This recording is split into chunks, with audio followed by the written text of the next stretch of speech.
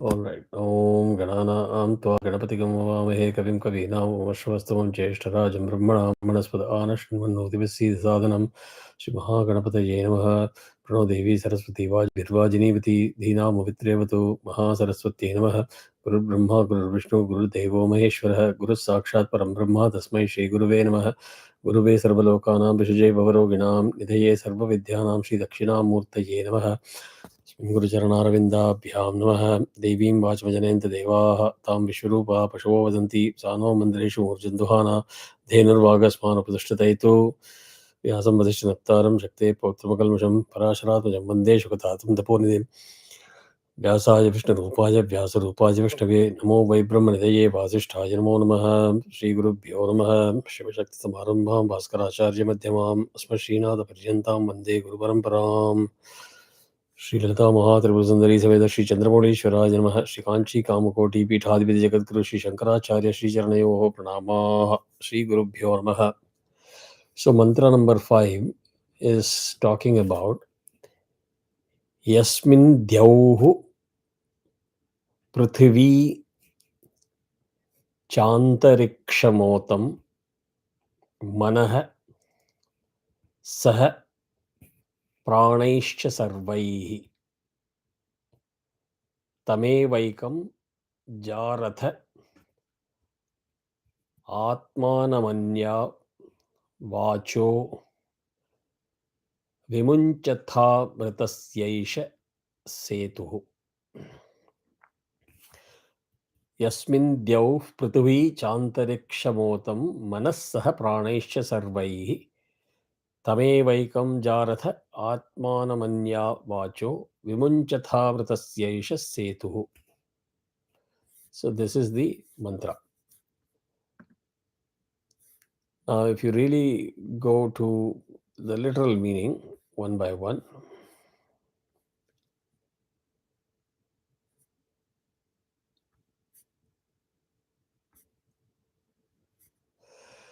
Yasmin is the first word. Yasmin, in whom. Dyauhu is the heaven. Prithvi is the earth. Cha means and. Cha is a conjunction. Antariksham, the sky. Sarvaihi is all. Pranaihi is the pranas. Saha means with. Manaha means mind. Otam means soon. SEWN.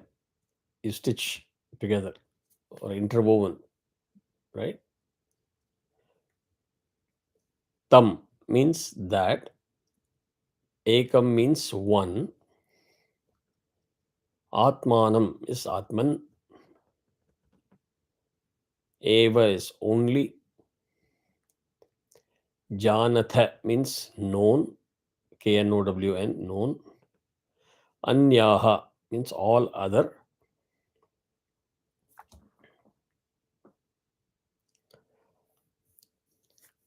Vachaha means talks. Second Mundaka, second chapter, mantra number 5, Manivandan. The script was shared in the group this morning. Yeah. Vachaha is talks. Vimunchatha means give up. Eshaha, this. Amrutasya means of immortality. Setuhu means bridge.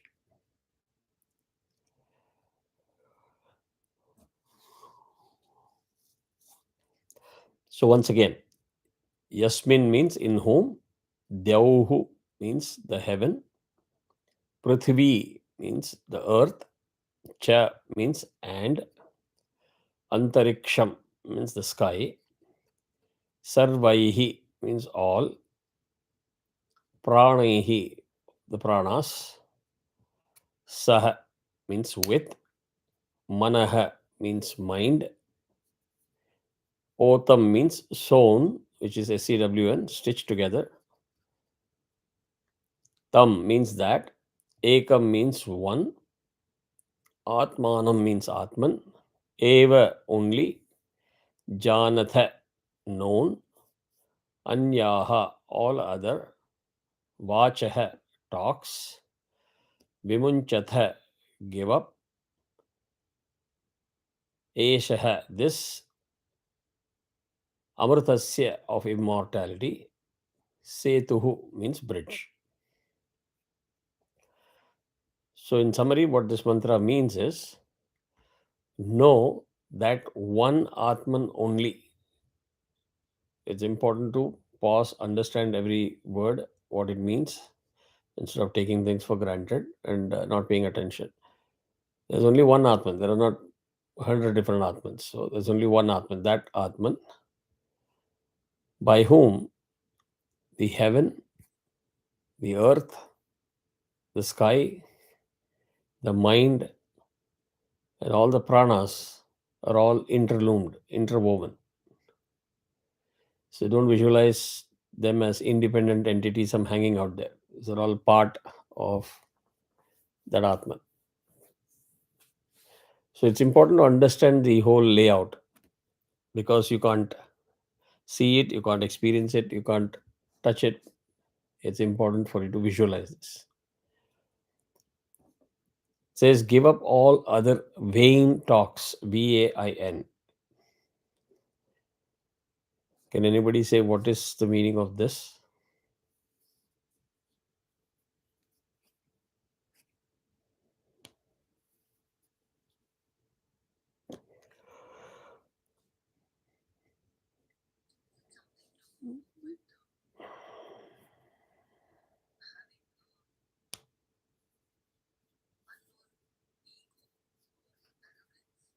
Not necessary. Give up all other vain talks. In Hindi, if you, how many of you understand Hindi? All of you understand Hindi? Yeah, in simple words in Hindi, I'm using Hindi because it's very powerful the way it is said. इधर उधर की बात मत करो.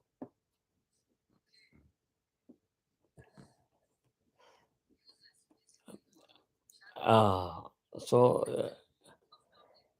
correct. And when I go into a detailed explanation, you'll understand why it is being said. So there's no point in just talking forever and say, I'm very busy and engaged. So it's vain talks. Anything that doesn't take you towards the goal, anything that doesn't take you one step further, those are all irrelevant, unnecessary talks. And who is saying this to whom?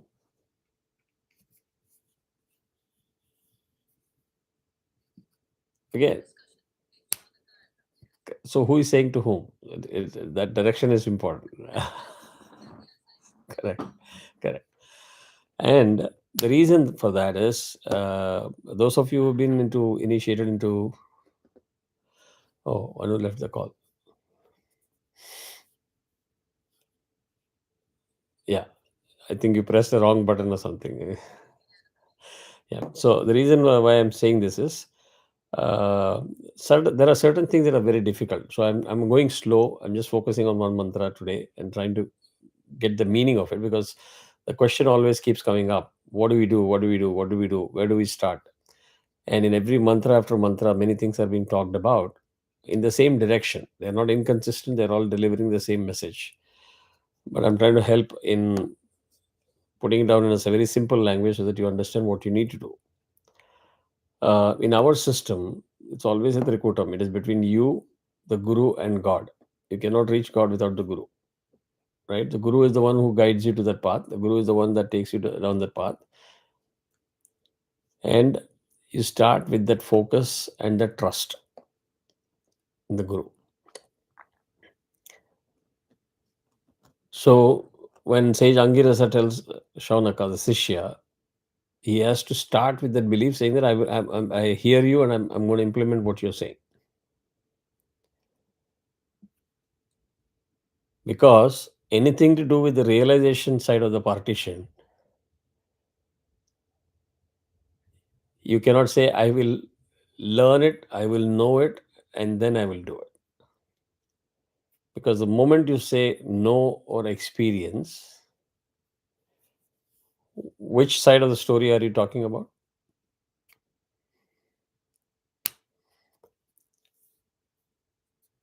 Five senses, right? And this is why I asked if you watched the previous classes videos, because some of these nuances you would have forgotten and you'll not be able to relate it. And so if you see, most of the classes I'm repeating some constant theme that you need to absorb. So in the path of realization, you just have to put the trust in the guru and start following what you're told to do, because ultimately the guru cannot implant that experience and knowledge in you. Everything has to be done by you.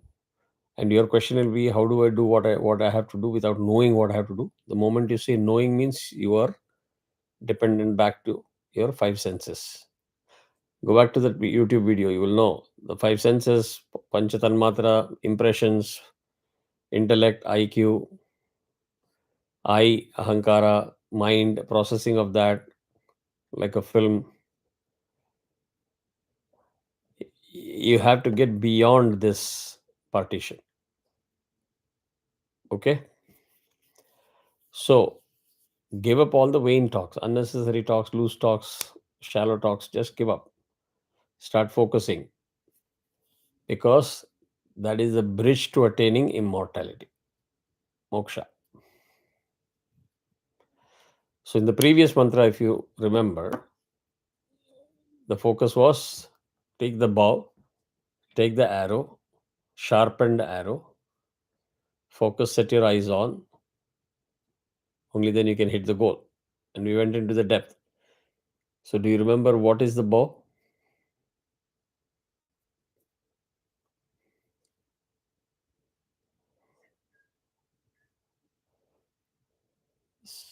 So what is the Dhanu? Hmm. That is Atman is the target.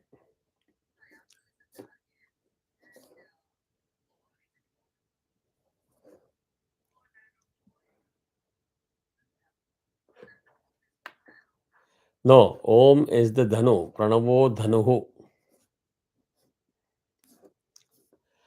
You are the arrow. Your mind. Your mind is the arrow. So you sharpen your mind. That is the sharpen. And launch using the Om as the bow. Yes. And before you launch, you merge yourself. The tip has to merge itself as the goal, the target. In Tamil, they say Aikyam. You become one. So when you keep saying Om, Om, Om, Om, and do that Atman Dhyanam, slowly you will become in line. And that is the starting point. And when you keep doing this, you have the possibility of merging with the Atman.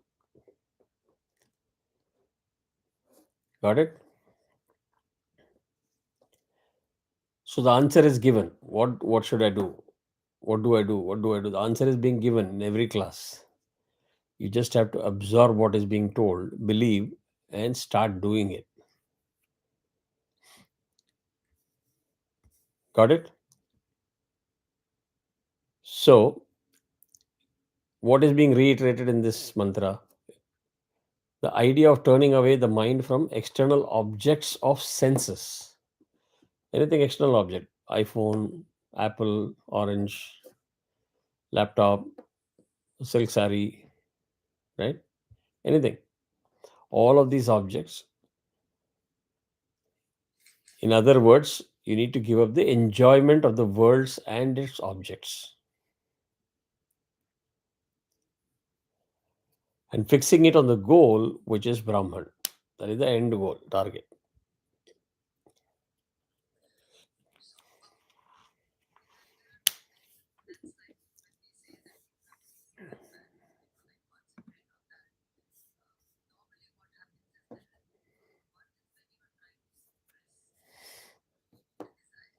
Mm.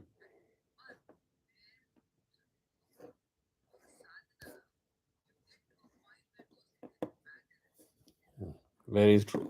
You hit the bullseye. Hmm. Very correct.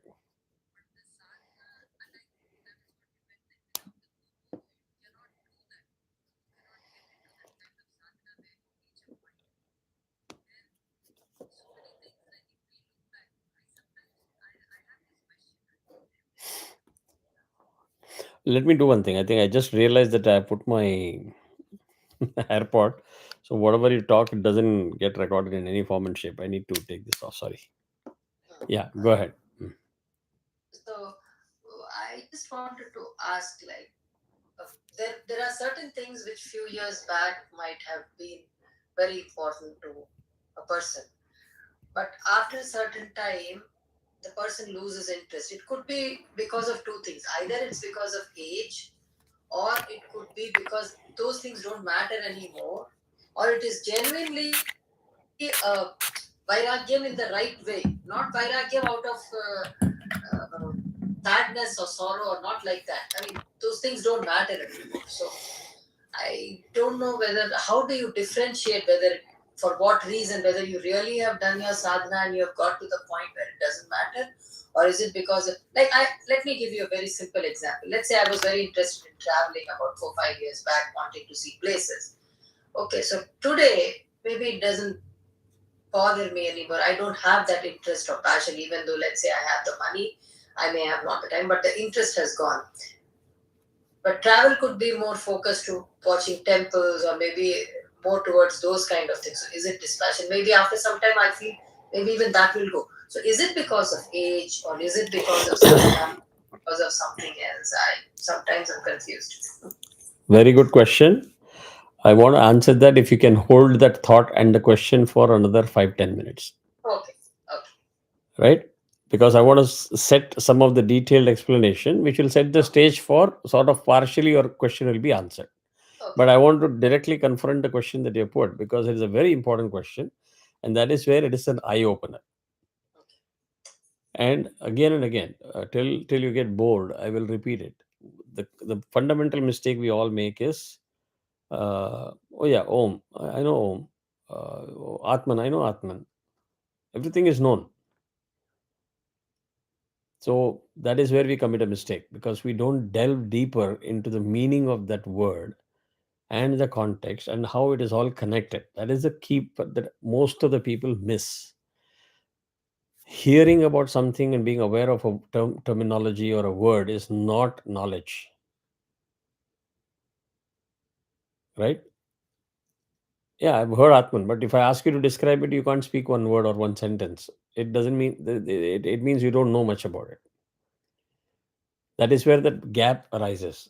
I know it, but I don't know what to do. That gap arises. So we will talk about how to bridge that gap right now in today's this thing, right? So in detail, the mantra is saying the heaven, the earth, the sky, and the mind together with all the pranas are based on that one Atman alone. So leave off all the other speech because this is the bridge to mortality, immortality. So indirectly, what is being said is that Atman should not be known as any kind of object of knowledge. When you talk about Atman, you have to think about it not as an object of knowledge. I know. The reason is it doesn't have any attribute, it doesn't have any form, shape, etc. So it is beyond your sensory organs. And when it is beyond your sensory organs, you cannot say I know or I want to know. So don't look at it as an object. That is the first step. But it should be looked at as the substance of one's own self as well as the self of everybody else. What the statement means is you have an Atman, I have an Atman.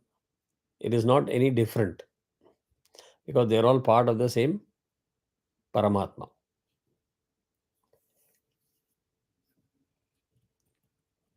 Am I making sense? Yeah. So that is the first thing. It's not an object. Second, a subject can never become an object at any time. So the self cannot be known through any means related to objective knowledge. So this Atman cannot be known through your sensory organs. So how is it that you will know what is Atman? It is in the form of self awareness, freed from the objective faculties pertaining to the five material sheets, five layers. You have talked about the five layers, correct? Does anybody remember?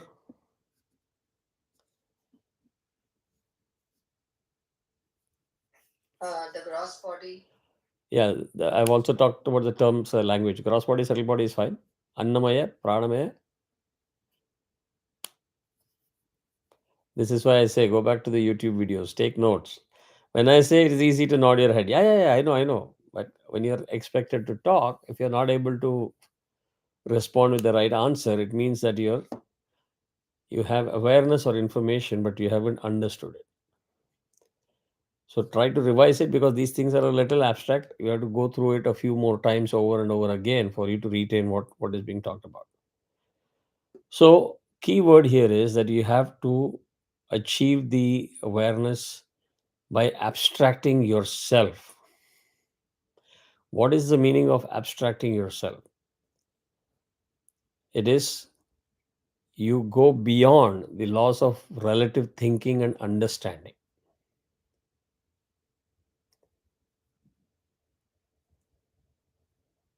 So if somebody says Atman is in that direction, you do these five things, you will realize Atman means stop looking at the Atman. How will the Atman be if I see it? Will it be black? Will it be brown, white, big, small, round, square? That constantly we are trained to do the logical thinking, and we keep asking that question: who, what, where, when, how, in our daily lives. So the first step is to abstract yourself and not get trapped or caught into that way of thinking.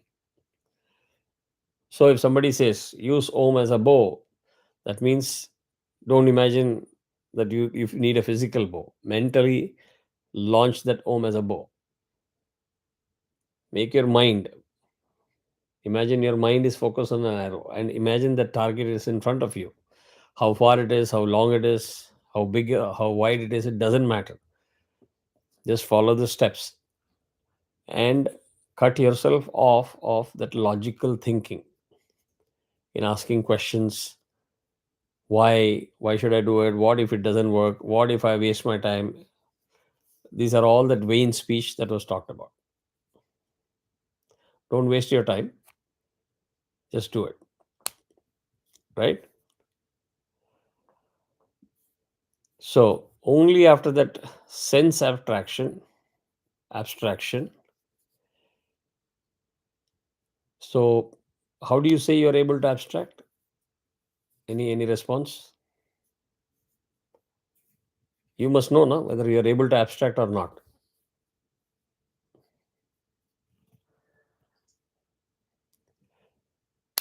The message is you realize it by controlling two things. It is signified by discipline and control of speech.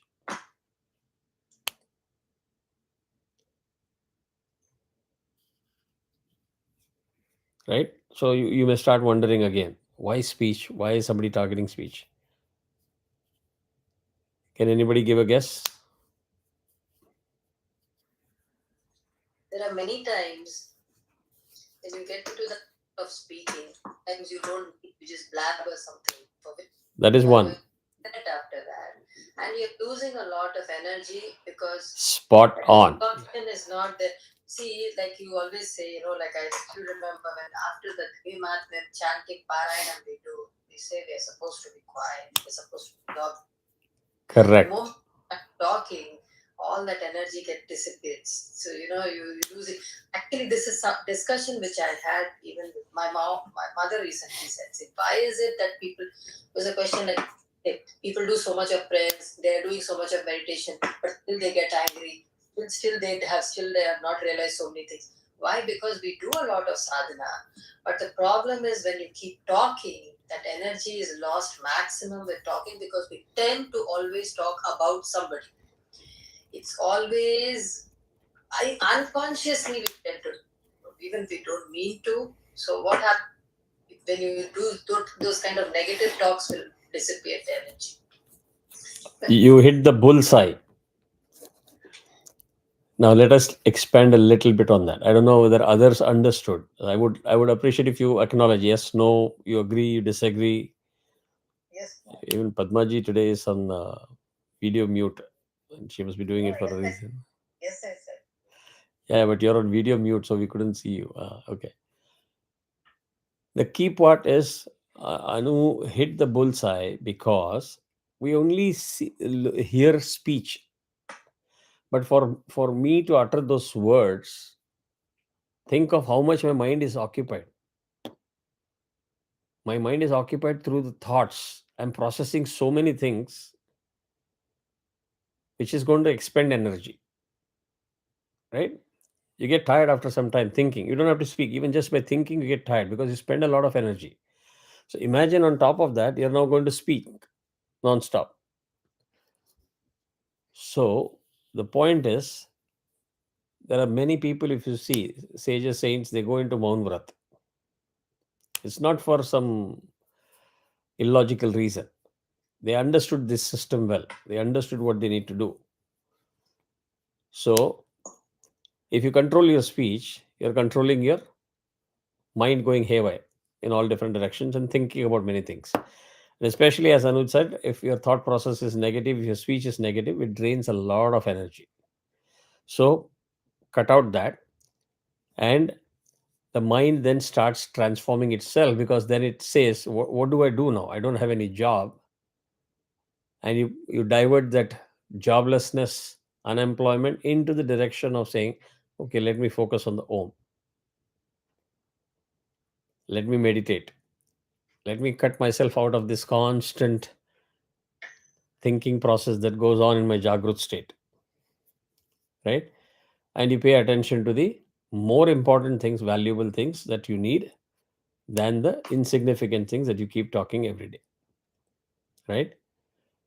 And this silence, or maintaining this abstraction, is key to getting equilibrium in the mind. I asked this question in the morning, so I want each one of you to answer and give me one example of what you understand by equilibrium of the mind. Balancing. No, not the literal meaning. Give me some real life example that you can relate to on a day to day basis. Not get excited and answering or responding, but having balance and controlling ourselves. What is the meaning of controlling yourself? What is the meaning of balancing? Not reacting to everything that is done. Don't have to respond. Is that equilibrium? Yeah, because in the sense you are thinking, you're not going to be immediately say, oh, that person said immediately say something, because you're just saying something. Yes, but But the moment hold yourself back and say, do I really need to talk or respond to this? no, that is self control. That is abstraction process. I'm talking of equilibrium of the mind. Okay. That's when having no feelings. I mean, Okay. you don't feel either happy or sad. So now you're getting closer to the answer. But instead of saying no feelings, because feelings and emotions are always going to be there as long as you keep your eyes open. Okay, now please pay attention, because we are now getting into a very important part of the discussion that should open up your mind in a big way. So go slow, don't jump, don't let your mind go here and there. And let's develop on what Manivandan said. It is dispassion. Okay. Do you think that it's going to last? And do you believe that you can live without feelings? No. No. That whole idea is actually temporary, fleeting. Yeah, I don't have any feelings about it. No, it's not that easy. It's not easy. Th- That's three why. 3 days later, again something else will trigger it, and suddenly you will start feeling about it. No, that is why you need that sadhana thing which happens. Like So for let's drill down. What do you mean by sadhana? What are you trying to achieve by sadhana? So, without trying to make it a big suspense, it is important that you first face the truth. Your biggest obstacle in achieving any kind of this kind of equilibrium effort is living in a state of denial. denial, yeah. So you have to first accept the truth. For you to accept the truth, you have to keep your eyes and ears open and mind open, right? So that's why I ask for real life examples so that you can relate to what I'm saying. For example, yeah, I was trying to think. Yes. Yeah, I will pause if you want to give some more examples and try. Because if I give example, it will be again a talk. If you give an example, probably you'll be able to relate. Like Manimanan's response brought you closer to the actual answer. So if it comes from him, it will be easy for him to remember and relate to it. So let me give an example. Maybe then it will open up your mind to very important aspect. You come from a very poor background. So to some, they must have seen that if you are educated, like a doctor or engineer, a professional degree or something of that sort, it's a gateway to making a lot of money and wealth. And money, with money comes power. Power comes, you can get whatever you want. Some would say, I don't need education. I just need to hit a jackpot. Some would say, I've been working hard. I don't still have enough money in the bank to retire. I wish I had $2 million in the bank and I can retire. These are all aspirations and desires. What do you desire? You desire about something that you don't have. Correct? Yeah. In a blind belief, there is no clinical evidence or validated process by which you will say, if I get the $2 million, if I get the jackpot, or if I get whatever I'm thinking of, some people may have aspirations to say, I need to own a Toyota. And those who have migrated from from India will definitely relate to it. Toyota and Honda were imported cars when we were living there, beyond our reach and imagination. What do you do as soon as you land in the US? Moment you get your driver's license, you buy a Toyota or Honda. Now, today, if you're in the world of Tesla and Mercedes Benz and BMWs, do you think that the same Toyota and Honda becomes so attractive? Do you get what I'm saying? What Yeah. if it still doesn't matter, right? So you thought if I get it, I'll be very happy. So you have not understood what is happiness. Why? Because you don't understand what is the thing that will bring you happiness. Yeah, looking at objects for you're looking at happiness Exactly. outside you. Exactly. So let us say that you didn't know it and you went through this. Let's say you hit a jackpot. Do you think the jackpot is going to make you retire and stop thinking, oh, I've achieved what I want? The fact is, your mind starts working even harder. How do I save money from taxes? Where do I keep this money so that it doesn't get stolen? You put your mind to work even more and tire yourself out. So, where is the question of happiness? There's more anxiety, there's more fear, there's more concern, there's more worry. So, it can happen once, twice, thrice, four, 5 times, 10 times in your life. Until that point where you start realizing that what I've been chasing all along as my happiness is really not the happiness which is sustainable. The process of realization never opens up. It's like you're continuously chasing your own tail, right? So if you ask me, what do I do? I mean, first, stop chasing your tail. Take a pause. and introspect, saying, till yesterday I thought this is what is going to get me happiness. Did I get it? If not, change your belief, change your focus, and remove fear with that knowledge and experience. That is your first step to saying, I am more informed. I have broadened my mind, I broadened my thought, I broadened my scope, and I'm willing to look at facts and accept as they are. Now, everybody cannot be Aishwarya Rai. So that is the first step you need to know, that it is not possible. You can dream of it, but it's not possible. So instead of looking at Aishwarya Rai face as the only face that is beautiful, you have to understand the definition of beauty first. Then you will be on the right path. So beauty is not about looks, beauty is about the inner personality, who you are. Right? So if internally you are beautiful, it will show up automatically to the external world, you as a beautiful person. Am I making sense? Or did I lose all of you? No, yes. So, first step I would say is realize and open up your mind and accept the facts. Only then you will have the courage to make the right decision and take the right steps in the process of abstraction. So, I would put the inputs or the responses that you gave into slight correction. It does not involve suppression of your desires or suppression or bottling up of your emotions or feelings. That is not how you achieve equilibrium.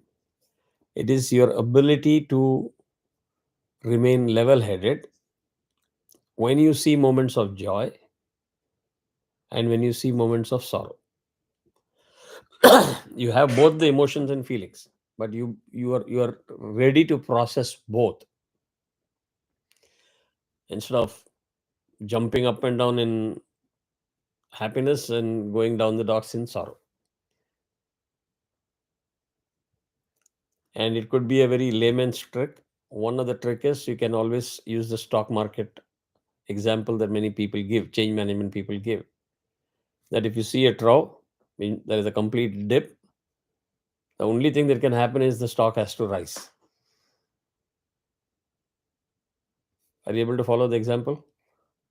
Yeah. So when you are going through the downside, keep yourself level headed by saying this down has to be followed by an up. Something cannot go down forever. Same way, when you are in the up, you be aware that one day it will come down. That awareness is your first step to be able to start balancing how you respond. Respond you will as a human. And this whole process, Anu, is what you keep calling as sadhana. You will be able to do these things by implementing those tools that are given to you by yoga, meditation, mantra japa, and doing all of those things, because you are ultimately balancing the energy centers in your body Consistently. day after day. So it's all about balancing the energy centers. Make sense? And here we start realizing that the cessation of speech is an important aspect, because you stop connecting to the persons external to oneself. And I'll give you the example that I gave in the morning. Because people will say, hey, what do you mean by speech connecting? How can I stay connected without speech? I have to engage. That is the word we use. We use freely all these words to our convenience. But take a pause, see the real meaning of what you're saying, words that you're using. Then it'll open up your mind. Let's say all of you have kids that probably have gone to the dorm, right? Away from home. Do you need to talk to that child to understand that this child is starving or healthy, happy, etc., and stay connected? Will you be connected to the child only if the child makes a phone call or you make a phone call and keep talking for hours? I don't think so. Innately, mind will be working. This is the time he feels hungry, he or she feels hungry. I hope he or she would have had his lunch, dinner. Am I giving a good example? So for connection, you don't necessarily have to speak. You can stay connected through your thoughts as well. And if you want to take it into a different level, the whole concept of telepathy revolves around that Bluetooth connection that we talk about. So when you go into deeper sadhana, when you do all these tools that you're asked to follow, where you have been given training, you have to experience that your ability to do all these things that you have read in books is really possible. So that is where the ball comes back to the same point. Have a guru, trust, respect, have that full faith. Don't start judging the guru. Don't say, Guru, I'm coming to you to learn and gain knowledge, but then I will decide whether what you're telling me is making sense or not. It's a fundamental mistake that we all do, because we are all control freaks by nature. We would love to be in charge. We would love to be in control. We would love to be knowing everything, which means we are trapped into that logic. I know. I have to see, I have to sense, I have to taste, smell, etc. etc. We're trapped into that logic. So unless you get out of that logic, all the explanations that are being given right now will seem a distant reality. Make sense? Okay. So one of the process there is close your mouth, close your eyes, and meditate. Consistent meditation. And meditation doesn't mean completely not think about anything, because the moment you close your eyes, maybe first 30 seconds you'll be able to do it. Immediately as it empties out, suddenly things will start showing up in that camera. Did I shut off the gas properly? Is my front door locked properly? I was supposed to call somebody somewhere. Somebody is expected to come to my house. Tomorrow there is an event. All of these things will start showing up in your mind. So you'll have to slowly start abstracting it and controlling it and cutting things off. Saying that for the next half an hour when I'm meditating, nothing else matters. You disconnect yourself. Right? So this is the detailed meaning of this mantra. And I hope it gives you more and more clarity in terms of what you need to do and how you need to do. Now let us address your question straight away. If you're able to repeat the question that you had.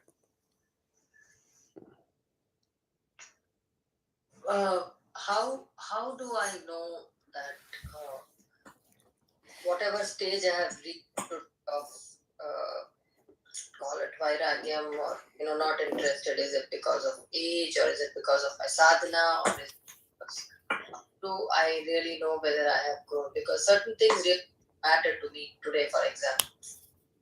So how do we, like, even though you have the means to achieve what you thought you wanted to do, but the interest has gone.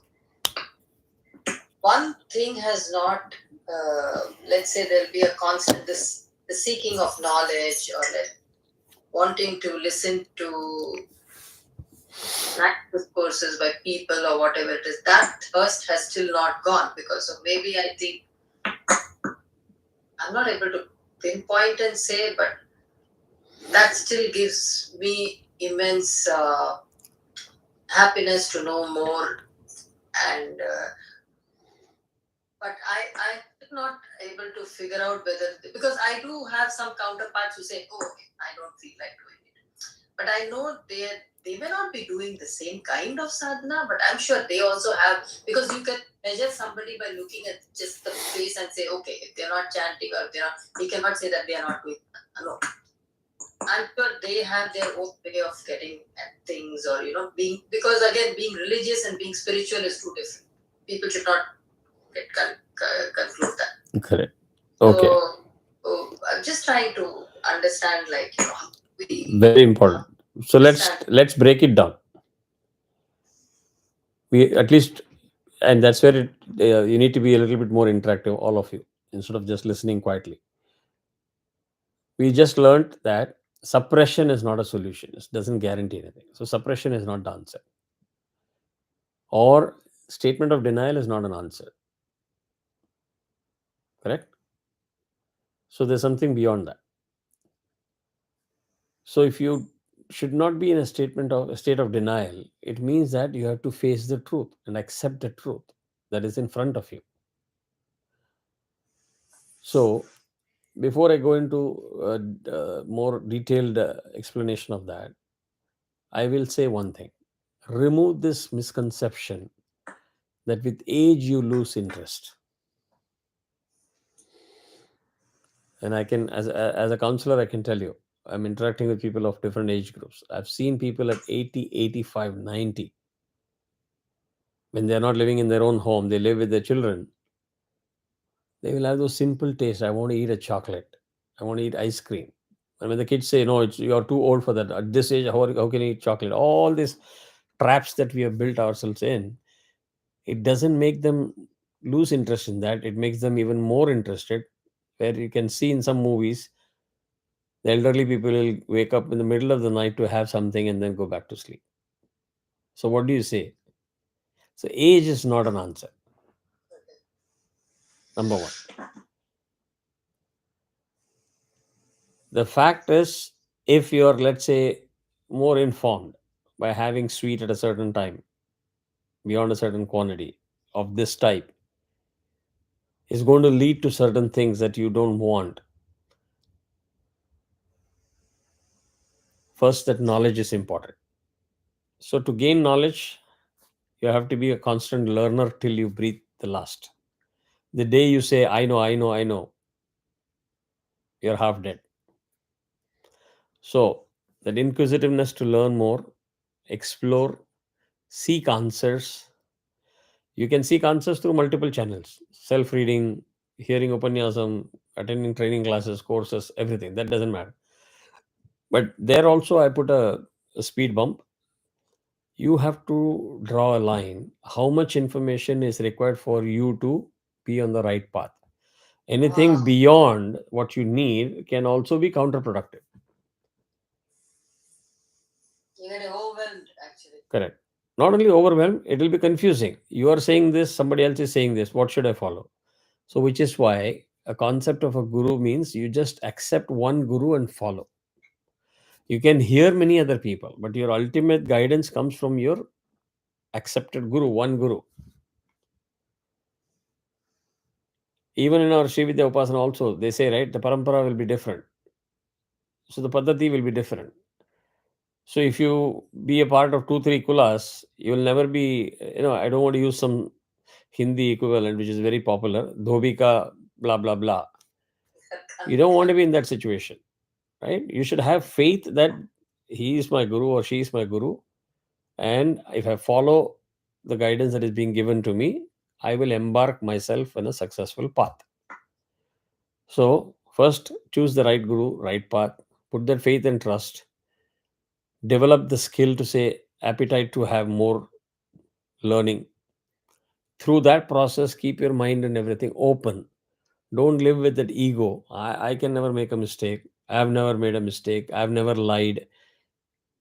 Anytime somebody says that, I just step away because it's the biggest farce, biggest hypocrisy that you can think of. So first thing is, as a human being, you are fallible. You are bound to make mistakes. And there's nothing that you need to be ashamed of in saying that, yes, I made a mistake. As long as you're willing to accept it and you have knowledge to say, how do I fix it? How do I not repeat it? This process will take you to that path of saying, yeah, I think I kept chasing for that Toyota car or a Benz car or a Tesla car. I think I'm happy with what I've got. So you'll start looking at what you have and you develop contentment, which is the first step towards happiness. Happiness is elusive if you are never contented. So when you are poor, you will say, yeah, even 1,000 rupees is good. When you get 1,000 rupees, it will start looking small because you don't know how to enjoy the 1,000 rupees. And that is driven by the whole Maslow's theory, which is all built again dharma, artha, kama, moksha. So follow dharma. Don't say, what is the point in doing all these things? If somebody says, do Annadanam, do it. Because whether by doing Annadanam you are going to get happiness or not, you will not know unless you do it. So there are various types of dhanam that is talked about. Believe in that system, follow and implement. And then you can make course correction. You don't have to copy something that somebody else does, because each one will have their own path. Correct? Yes. So the Yes. contentment is a very key word for you to say, yes, now I understand, I don't have to chase. So it's not that the desire is not there, but you are able to control the desire with that realization that I can live without it. Imagine how many people work hard and what all things they do. I mean, I can tell you, my own friends, they have spent months and months to say how they can get order from Apple, look for an Apple employee to get the discount, ensure that they find somebody in Portland, Oregon, or Washington, or Delaware address to save on sales tax. Then they will find somebody who is going to India. Please carry it without showing it to the customs guys. I mean, imagine the extent to which people are willing to do because they are so desperate to have that iPhone, because they believed with that iPhone, my life's problem will get solved or I will get the status in the society. Until you suddenly do that, every other person in your neighborhood is also doing the same thing. So you are not an exception. But you have already wasted half of your life. So contentment is a key, in my opinion. I mean, there are other people that could probably agree or disagree, but this is the way I see it. If I look at my previous generation, yes, I come from a poor family. It's a lower middle class background.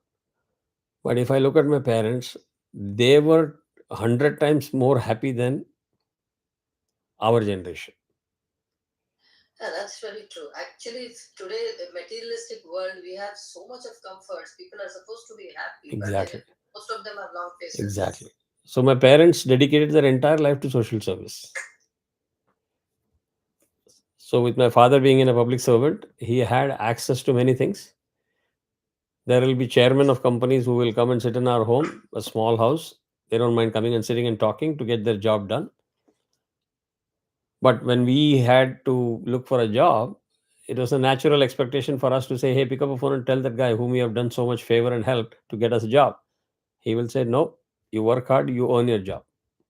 And people used to get angry with him. People used to say, why are you wasting your time in social service? Look at that person. He's a businessman. He's made a lot of money. And you start preaching to your own parents. You must do networking. You must do this. You must do that, etc., etc. They used to just laugh it out. So today, after all that you have done in saying, okay, now you're into the most powerful world in the planet, most powerful currency, you would probably think all your life's problems are solved. Looking back, you will say, maybe not. But it is never too late. So don't associate anything with age. Age is just a number. So I have seen young people realize many things very early in their life. And you'll see there are Yes. many people who are very calm, matured, and balanced. And I've seen 80, 85-year-old person still screaming their heart out and fighting with people and wasting their time. So I never believe that age is a number. Age is a big thing in terms of number. No, But my thing is like supposing you had something and over a period of if you have lost interest, that is to do with age or with maturity. maturity is what I'm saying. Maturity, which means what is maturity? Then you have to drill down and understand the meaning on why you're using that word. That maturity means I've been there, I've done that. I mean, let me not repeat the same mistake again. And for that to happen, you have to keep your eyes and ears open. If somebody says, Kumar, you have a spot here on your face, I have to think of how do I validate it? Either touch or either look in the mirror, see, and accept what somebody is telling me is a truth or false. But if I see the spot in the mirror and I keep saying, no, no, it's not me, it's not me. I don't think that's a spot. And then you say, oh, it's a birthmark, it is this, it is that, etc., etc. That means you're living in a state of denial. You'll never get down to the main path. Right? Rather, you confront it. Say, yeah, maybe I have a spot, I have a scar. What do I do to get rid of it? Do I need to get rid of it? So that is where your knowledge and exploration, pursuit of knowledge is going to help you. Put in that extra effort in doing all that rather than wasting your time in living in a world of denial. So that will take you to contentment. Contentment is the first key to happiness. And another important aspect, I don't want to sound too philosophical, is stop looking at everything other than you to obtain happiness. You always think, my boss is going to decide my level and promotion, how much I can earn and do all this stuff. So maybe it's not always about how much you earn. Maybe you can even control your spend, which is in your hand, to bring the cash in the bank. It's just that out of the box thinking is required, where you start believing that my happiness is in my hand. You are the most important person controlling your destiny than everybody else around you. So if you stop wasting your time about everything else around you, it will open up your eyes and saying, oh, I never realized. Simple thing, when you're talking to somebody and you get into a heated argument, if you're trapped into the whole thing, how dare you say this? If you said this, I'm going to say this. If you're trapped into that loop, gone. Maybe you can just think, let me walk away from the scene. Can the other person engage you into an argument? So we all forget those very little simple things that are in our control. And if you start opening up your eyes and realizing those things, maybe life will look much simpler and easier for you. So, am I answering your question, Anu? Yeah. So, it's not about losing interest or suppression or, uh, you know, hope, etc. I do think certain things I can actually make out that it is sadhana, but there are some things that I'm a little confused. But I think the more you do sadhana, you do tend to get answers for it. Yes, and go back to also the other thing that I talked about, right? When you have the Shat Chakra and you have the Nadis, Yes. your Ida and Pingala Nadis, if you energize both and you realize, I'm too hot today, I'm getting angry at everything, Yes. you energize the other part of the body. It's all about energy management in your body. And that's what meditation and your yoga. And it starts with all these tools, japams, etc. It starts with vrat, control your speech, control the energy, and then divert your energy and start balancing it. That is what this is all about. Make sense? So shall we stop here? Yes. Perfect. Well on time today. Thank you and have a good night. A good night.